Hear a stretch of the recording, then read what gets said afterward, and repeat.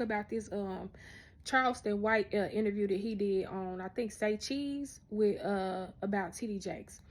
So they was basically asking him on the interview, like, do you feel that TD Jakes really helps the community? Do you feel like he's an asset to Dallas ultimately? Do you feel like, he is, there for the people? And Charleston White said no. He was like, no.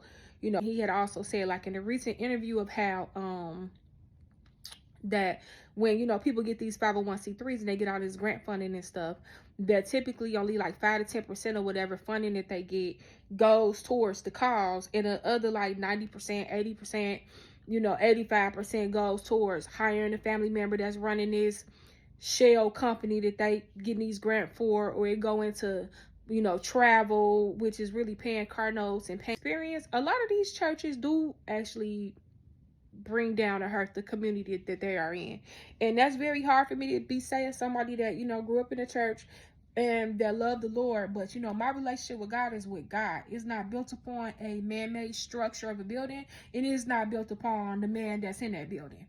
I realize that man, pastor, man of the cloth, to God be the glory, whatever, he's trying to reach out, do what he needs to do to lead people into the kingdom, as they saying. That's fine, but our relationship with God is based on God.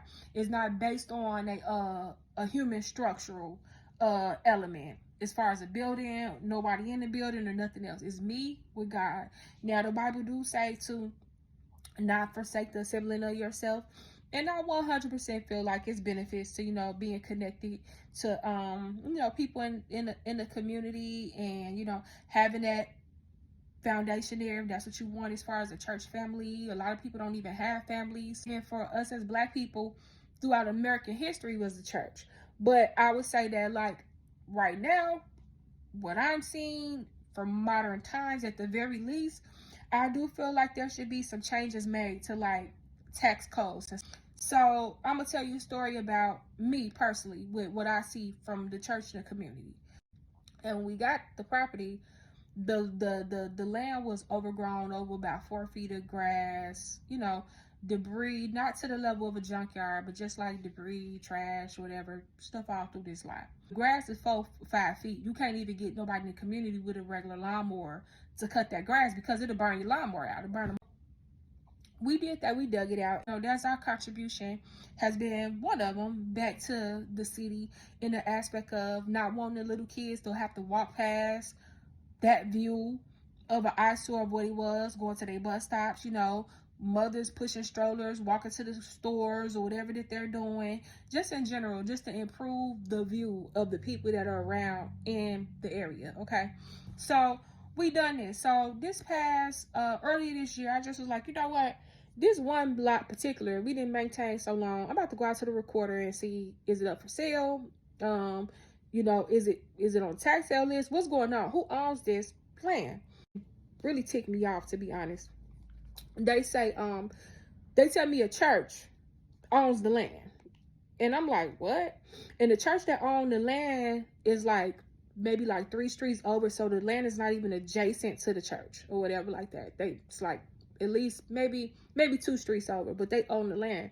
So I'm like, really? So I'm like, I wonder if they know they own the land, because a lot of these churches are like historical. They've been in the community for a real, real long time.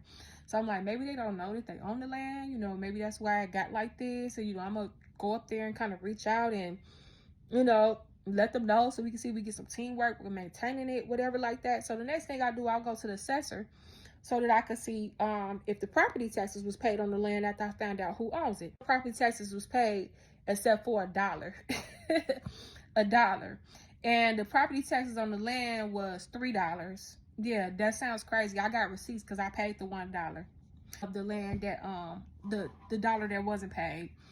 Anyway, so I'm like, what? I'm like, so they know that they own this land and they paying the property tax. Now, the land is tax exempt, but I guess like even with tax exempt land, it may be like a couple dollars or something. I don't know exactly what it's for, because I don't have any tax exempt properties for property taxes, and they left $1 and paid $2. I'm just like, ain't this about a, you know what?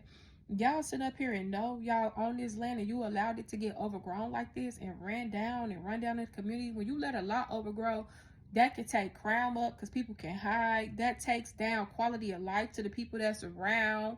It makes the community less hygienic. Like, are you serious? Like, the church owns this land, and then on top of that, if a church owns a land or any charity owns a property, right, that property is supposed to be used for charitable purposes. So if you own land, then you're supposed to be doing something on that land at least, I think, like once a year for the purpose of like giving back.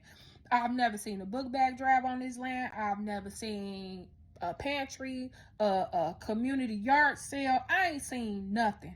I've never seen them do absolutely nothing on this land. So you're hoarding land. You're not paying taxes on. That doesn't help the community. Then you are not giving back on the land. So that's really fraud, in my opinion. You're not doing anything charitable with the land that you acquire for charitable purposes. So that's a problem.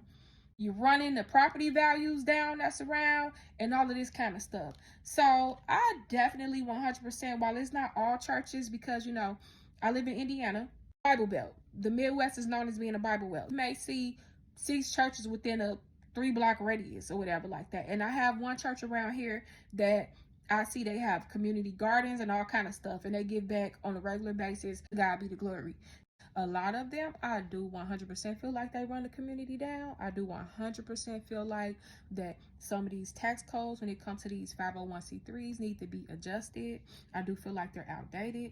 I feel like a lot of these organizations, it's not just the churches, but you got the taxes in place, and then you running the daycare out of it, and then you running the restaurant out of it. You running for-profit businesses out of somewhere that is non-for-profit that you are not paying property taxes to. Underserved communities, and especially in communities that's already struggling, you don't see them giving back. And it's not just the churches neither. We're not just gonna say the churches, not just the churches.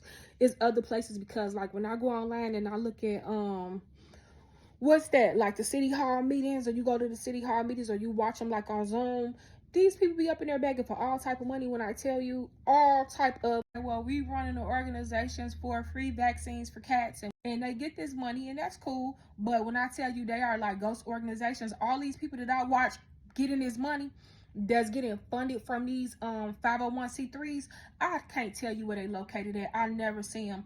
There needs to be more transparency when it comes to charitable people that are claiming themselves to have 501c3s, that are claiming coming to the city, getting a form of welfare, which is like social welfare. You're coming getting free money. Whenever you get free money from any form of government, that is called welfare. If you're coming in and you're getting welfare, they social welfare to run a social service that you're running, there should be, and you can get the directory, and all of these people that's running these organizations that's getting free money, they need to be able to be located and accessible.